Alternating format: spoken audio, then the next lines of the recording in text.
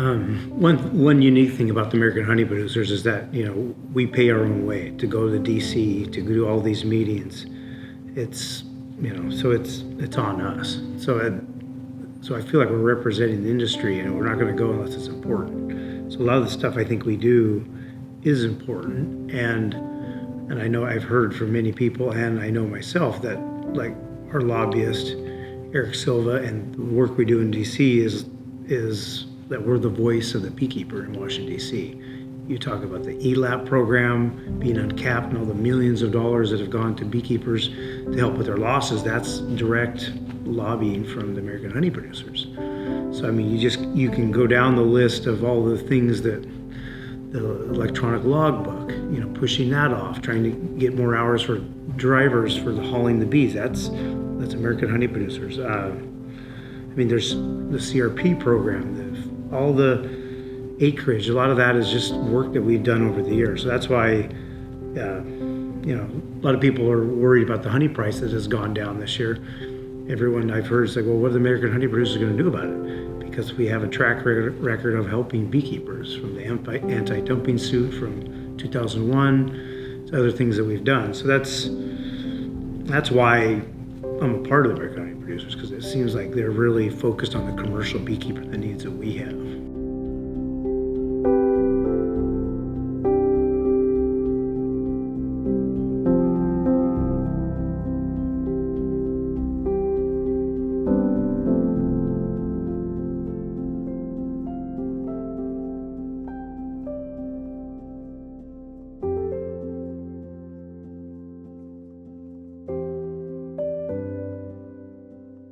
Dumping is like China can produce honey at a cost below that we can produce it.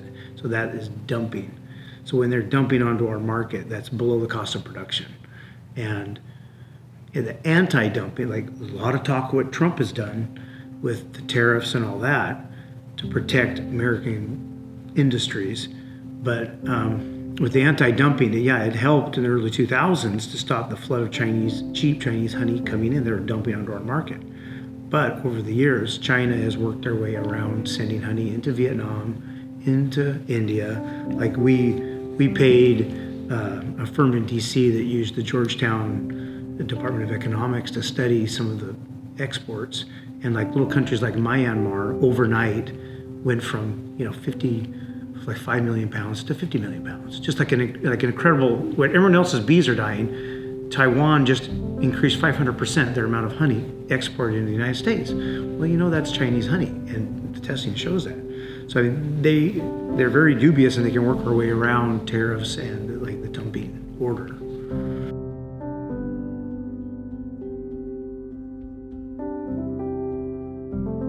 Consumers can help by buying U.S. honey only and not a blend, because a lot of the blends that they're buying, some of it might have added sugar, rice syrup, whatever, been resin teched, which is they can send it through these filters and use water to remove antibiotics, to remove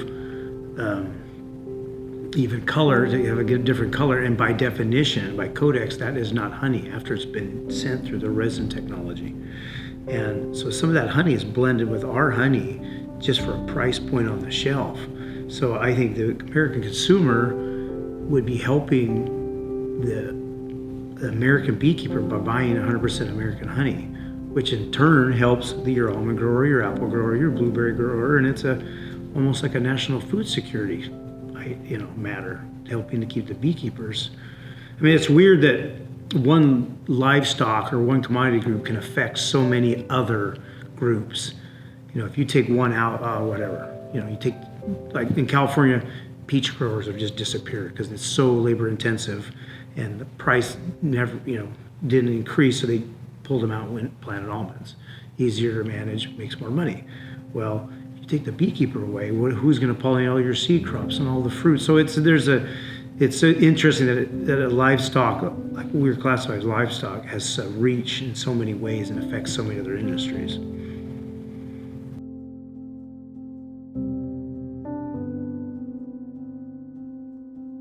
There's packers willing to pack that because it's all about the price point.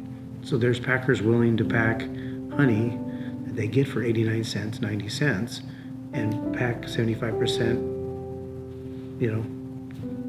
Vietnamese Indian honey with 25% American, and throw it on the shelf at a price that, consumers want to buy. And so you're right, the consumer can really drive and help the American beekeeper, and we're trying to tell our story, but it's, we've tried over the years to do it, and the National Honey Board has promoted just honey in general, not really U.S. honey. So it's a challenge. It's just, but there's more people willing to do, buy local.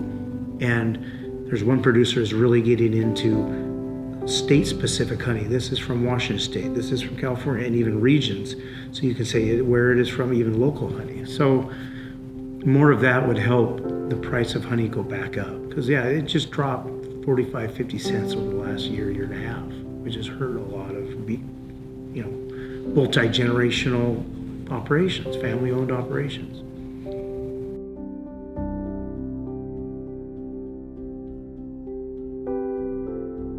Well, like the ones I just mentioned, ELAP, ELOG, funding for the national labs, that has been a huge, we're up to, I think it's 22 million for the funding.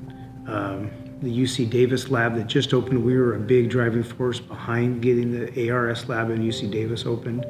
So I think just funding for this lab and getting more money for research, that has been a big push and a big emphasis of ours. And we have some talented board members that have really made it happen. Joe San Roma from Louisiana is one of them. He constantly monitors, talks to a lot of the researchers every month, and is aware and helps with the hiring of the new hires for ARS Lab. And that's important.